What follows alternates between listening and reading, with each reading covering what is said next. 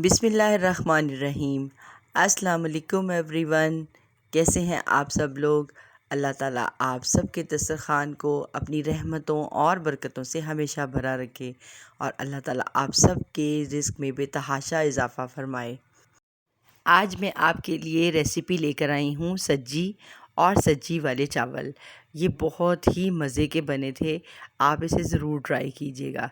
ये वो वाले स्टाइल है जो बाज़ार में आपको मिलता है, लेकिन इसमें थोड़ा सा फ़र्क है कि मैंने इसको अपने स्टाइल से बनाया है, लेकिन इसका टेस्ट बिल्कुल वैसा आ रहा था जैसा कि बाज़ार में आप खाते हैं। बस इसमें एक फ़र्क होता है कि वो बिल्कुल ड्राई ड्राई होते हैं और उसके साथ चटनी देते हैं, लेकिन मैंने यहाँ पर एक स्टाइल चेंज किया है। मैंने इसको दही के साथ, ग्रेवी के साथ बनाया है, दही की ग्रेवी के साथ, जिसकी वजह से इसका टेस्ट बहुत ही इन्हेंस हुआ था और इसमें ग्रेवी की वजह से राइस बहुत मज़े के लग रहे थे। आप ये ज़रूर ट्राई कीजिएगा, बहुत मज़ा आता है इसे खाने का। चलें तो फिर रेसिपी का आगाज़ करते हैं। मैंने यहाँ सबसे पहले 1 किलो दही ले लिया। इसमें दही बहुत ज़्यादा जाता है, आपने यहाँ पर चिकन के हिसाब से दही लेना है। मैंने 1 किलो दही लिया और फिर इसके अंदर मैंने चिकन टिक्का मसाला 1.5 चम्मच डाला। आप ये मसाले कम या ज़्यादा भी कर सकते हैं। फिर मैंने 1.5 चम्मच इसके अंदर टिक्का बोटी मसाला डाला। अगर आप ज़्यादा स्पाइसी चाहते हैं तो आप यही मसालों की मिकदार थोड़ी सी बढ़ा दें। फिर जैसे ही मैंने इसके अंदर टिक्का बोटी मसाला और चिकन टिक्का मसाला डाला तो साथ में 1 चम्मच अदरक पाउडर भी डाल दिया। आप यहाँ पर फ्रेश अदरक भी कूट कर डाल सकते हैं, लहसुन भी डाल सकते हैं, लेकिन मैंने यहाँ लहसुन का इस्तेमाल नहीं किया, मैंने अदरक पाउडर डाला है इसके अंदर। फिर इसके अंदर 2 चम्मच कुटी हुई मिर्चें भरकर आपने डालनी हैं। आप दूसरी मिर्चें भी डालेंगे, देखेंगे मैंने दूसरी मिर्चों का भी इस्तेमाल किया है, लेकिन कुटी हुई मिर्चों का टेस्ट ज़रा थोड़ा सा चेंज होता है, इसलिए मैंने इसे 2 चम्मच भरकर डाला है। फिर इसके साथ ही हमने इसके अंदर 1 चम्मच चाट मसाला ऐड करना है। ये इसका स्पेशल इंग्रेडिएंट है, आपने इसको ज़रूर इस्तेमाल करना है इसके अंदर। आप जब खाएँगे आप देखेंगे कि चाट मसाले का एक अलग सा टेस्ट इसके अंदर आ रहा है। फिर हम इसके अंदर सुर्ख मिर्चें ऐड करेंगे। सुर्ख मिर्चें मैंने ज़्यादा नहीं डाली थी, सिर्फ़ 1 चम्मच डाला था, क्योंकि बाकी मसाले बहुत ज़्यादा अपना टेस्ट देते हैं। फिर इसके साथ ही मैंने इसके अंदर 1 चम्मच गरम मसाला घर का पिसा हुआ डाला। गरम मसाला भी आपने इसके अंदर ऐड ज़रूर करना है। ये जो इंग्रेडिएंट मैं इसके अंदर डाल रही हूँ, आपने ये ज़रूर ऐड करने हैं, फिर ही आपको चिकन के अंदर सज्जी का टेस्ट आना शुरू होगा। अब इसके अंदर थोड़ा सा 2 चुटकी आपने ज़र्दा कलर डाल देना है। आप रेड फूड कलर भी इस्तेमाल कर सकते हैं यहाँ पर, लेकिन फिर मैंने यहाँ पर साथ ही चिली सॉस भी डाल दिया 2 चम्मच, और सोया सॉस और चिली सॉस इस्तेमाल करेंगे। इसके अंदर मैंने सिरका नहीं डाला था, क्योंकि सिरके को मैंने तब इस्तेमाल किया था जब मैं चिकन को धोया था, मैंने इसको सिरका लगा लिया था, इस वजह से मैंने सिरके का इस्तेमाल यहाँ नहीं किया। अब 2-2 चम्मच आपने सिरका और सोया सॉस ऐड कर देने हैं इसके अंदर। फिर हमने इसके अंदर नमक ऐड करना है।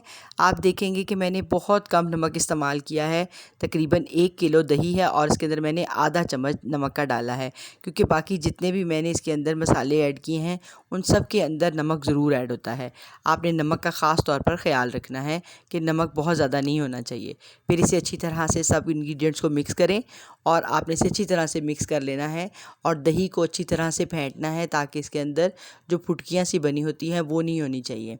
आपने इसे अच्छी तरह से फेंट लेना है। फिर हम इसके अंदर चिकन ऐड करेंगे।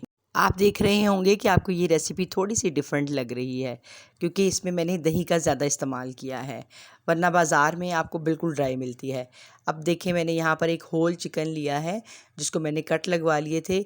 ये तकरीबन चिकन 1.25 किलो या 1.5 किलो के दरमियान है। आपने इसको इसी तरह होल चिकन के साथ सब्जी बनानी है। अगर आप चाहें तो आप बड़े बड़े पीस भी इसके कटवा सकते हैं, लेकिन मैंने इसको ऐसे ही बनाना एज़ इट इज़ पसंद किया। अब देखिए मैंने इसके अंदर कट लगवा लिए थे और साथ ही मैं इसको दही के अंदर ऐड कर दूंगी। और अब आपने इसको ओवरनाइट रखना है। मैंने यहाँ इसको ओवरनाइट, ये मैंने रात को मसाला लगाया था और फिर इसको भिगोकर इसको फ्रिज में रख दिया था। अगर आपका प्रोग्राम हो कि हमने सब्जी बनानी है या किसी गेस्ट वगैरह ने आना हो, तो आप इसे पहले ही मसाला लगाकर इस तरह डिप करके चिकन को आपने ओवरनाइट या तकरीबन 5 से 6 घंटे के लिए तो ज़रूर रखना है, क्योंकि आपको पता है कि इसके अंदर मसाला रचने के लिए थोड़ा सा टाइम चाहिए होता है। अब देखिए थोड़ी थोड़ी देर बाद कि मैंने इसको तकरीबन थोड़ी देर 3-4 मरतबा चेक भी कर लिया था, और ये जो मसाले वगैरह हैं ये मैंने इसके अंदर बार बार इसके ऊपर डालती भी रही थी। अब आपने इसे ओवरनाइट रख देना है फ्रिज में। अब मैंने इसको 2 घंटे के बाद देखा तो फिर मैंने इसके अंदर 2 चम्मच ऑयल के भी ऐड कर दिए। आप देखेंगे कि ऑयल डालने से इसका टेस्ट बहुत अच्छा हो जाता है। जैसे ही मैंने इसके अंदर ऑयल डाला, उसको मिक्स करके फिर हम इसे दोबारा से फ्रिज में रख देंगे। चलिए तो हम इसके अगले प्रोसेस की तरफ चलते हैं।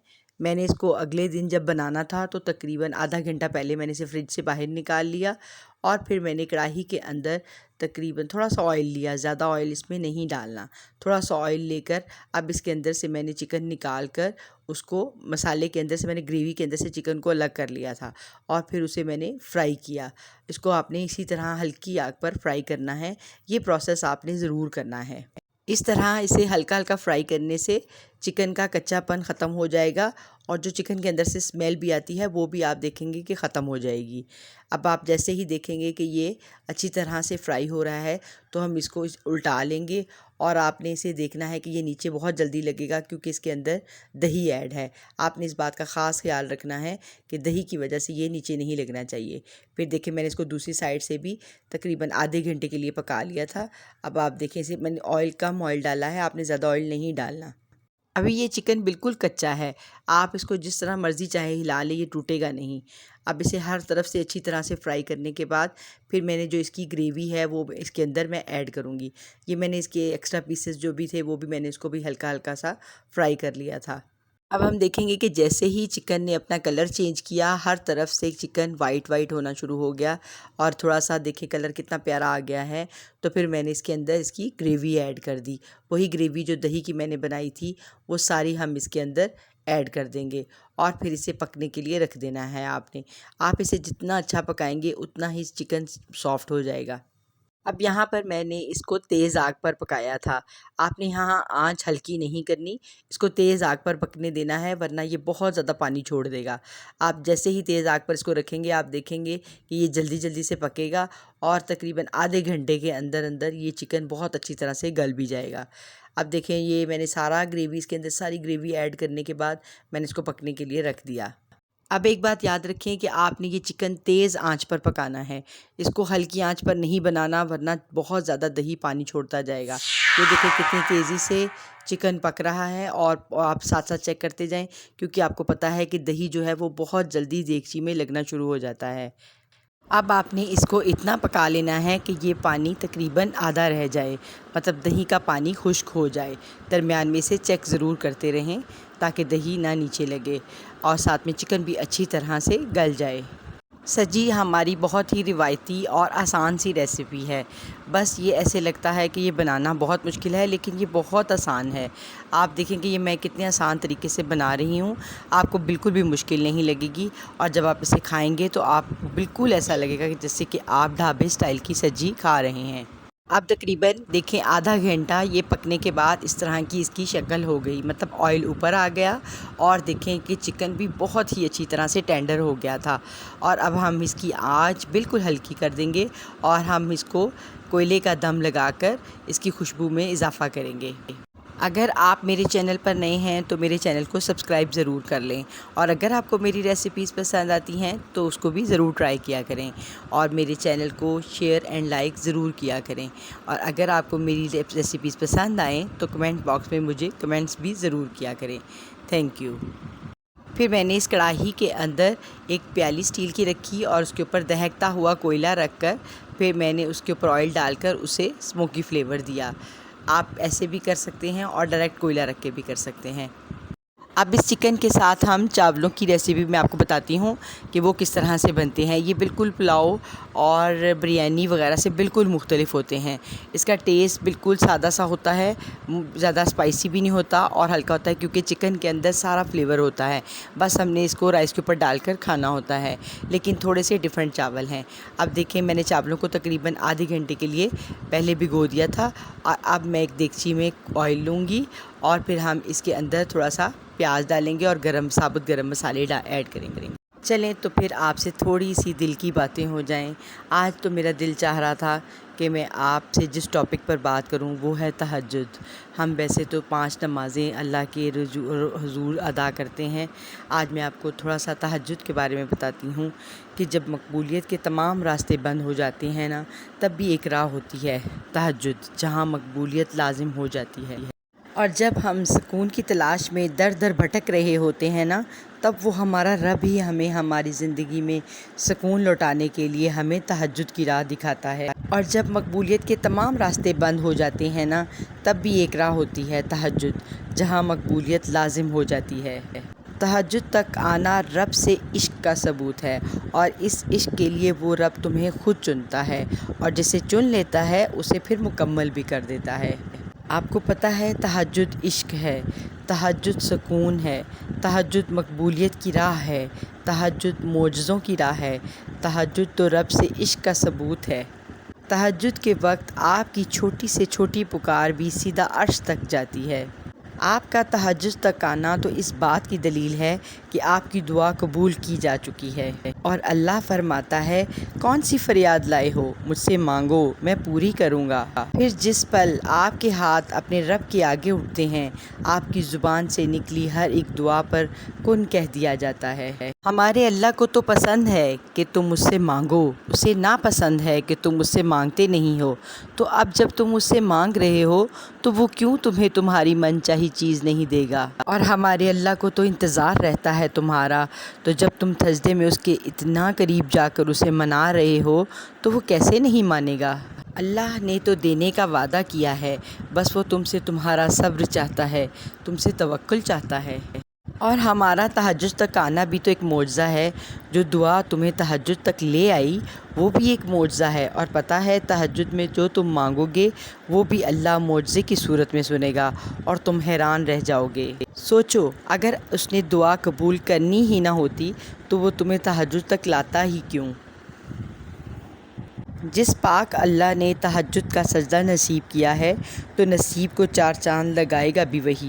दिल से जो मांगी जाए वो दुआ अल्लाह के यहाँ तहज्जुद की दुआ से भी बड़ा मुकाम रखती है। पाक है वो परवरदिगार जो ऐबों को चेहरों पर जाहिर नहीं करता। हमारा अल्लाह जब तुम्हें तुम्हारे किनारे पर लाकर खड़ा कर देगा तो उस पर कामिल यकीन रखो, क्योंकि वो 2 चीज़ें हो सकती हैं, या तो वो तुम्हें थाम लेगा या तुम्हें उड़ना सिखा देगा। फिर या तो हमारा अल्लाह हम पर ऐसी आज़माइशें भेज देता है जो किसी भी सूरत में हो सकती हैं, चाहे कोई शख्स, माल, मौत, बीमारी, कोई मुसीबत, कि जिसमें फिर हम दुनिया की हकीकत को जान जाते हैं और अपने रब के करीब हो जाते हैं। और फिर हमारी तहज्जुद ही हमें बताती है कि बहुत जल्द तुम्हारा नसीब बदलने वाला है, तुम्हें वो मिलने वाला है जिसके मिलने की तड़प ने तुम्हारी मुस्कुराहट छीन ली थी। बहुत जल्द तुम खुश होने वाले हो। तुम कहते हो कि मैंने तो हर वक्त उस चीज़ को मांगा, आंसू भी बहाए, मगर सब कुछ उल्ट हो गया, मुझे तो वो मिला ही नहीं। अब मैं अल्लाह को अपना हाले दिल नहीं सुनाऊंगी। तो सुनो, तुम्हारे दिल में जो दुआ मांगने का ख्याल आया ना, वो ख्याल तुम्हारे दिल में आने से पहले ही तुम्हारे रब को पता था। तुम ना भी बताओगे तब भी उसे सब पता है, उसे तो बस तुम्हारे मांगने का इंतज़ार रहता है। जो बारीक से ज़र्रात इंसानी आँख नहीं देख सकती और जिसको देखने के लिए मशीनें बनाई गई हैं, वो ज़र्रात बनाने वाला भी तुम्हारा रब है। एक बड़े से पत्थर के नीचे चलने वाले छोटे से कीड़े के कदमों की आहट को भी जानता है हमारा रब। वो अल्लाह ही है जो तुम्हें इस दुनिया की हकीकत से वाकिफ़ करवाता है, क्योंकि हम इस दुनिया के मेलों में खो जाते हैं। बहुत बेहिस है ये दुनिया, कभी किसी की नहीं हुई, और तुम्हारी और मेरी क्या होगी।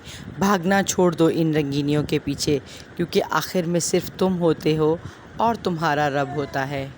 आसमान से ज़मीन तक इतने पर्दे होकर भी हमारे और अल्लाह के दरमियान कोई पर्दा नहीं। तुमसे तो उसने बेहद मोहब्बत की है, 70 माओं से भी ज़्यादा मोहब्बत। वो हमारा अल्लाह ही है, उस पर कामिल यकीन रखें। चलें, तो शुक्रिया, आपने जो मेरी बातें सुनी उसका बहुत शुक्रिया। अब देखें, साथ में मैंने जो राइस बनाए थे, आप देखें कि वो कितने अच्छे बने हैं और कितने खिले खिले से और बहुत ही खुशबूदार राइस बने हैं। फिर इस राइस को डिश में मैंने निकाला। आप चाहें तो इसके ऊपर ही सज्जी का चिकन रख सकते हैं और साथ में उसकी ग्रेवी भी डाल दें, लेकिन मैंने इसको अलग अलग सर्व किया था, चाहे जितना ग्रेवी डालनी हो वो डाल लें। चलें, तो फिर इंशाल्लाह ताला आपसे अपनी अगली रेसिपी में मिलेंगे। तब तक के लिए आप लोग मुझे दुआओं में हमेशा याद रखा करें। अल्लाह ताला आप सबका भी निगहबान हो और अल्लाह ताला आप सबके वालिदैन का साया आपके सर पर हमेशा सलामत रखे और अल्लाह ताला आप सबको अपने हिफ्ज़ व अमान में रखे। जो कोई जहाँ जहाँ पर है वो हमेशा आबाद रहे, खुश रहे और अपने हिफ्ज़ व अमान में रहे। चलें तो फिर इंशाल्लाह आपके साथ अपनी अगली रेसिपी में मिलेंगे। तब तक आप ये मेरी रेसिपी बनाएं और इसे खूब एंजॉय करें। आपके बच्चों को ये बहुत पसंद आएगी। अल्लाह ताला आपके बच्चों को आपका फर्माबरदार और नेक बनाए। चलें तो फिर इंशाल्लाह ताला हम आपसे अपनी अगली रेसिपी में मिलेंगे। तब तक के लिए अल्लाह आपका निगहबान और अल्लाह हमें भी अपने हिफ्ज़ व अमान में रखे। दुआओं में याद रखें। अल्लाह हाफ़िज़।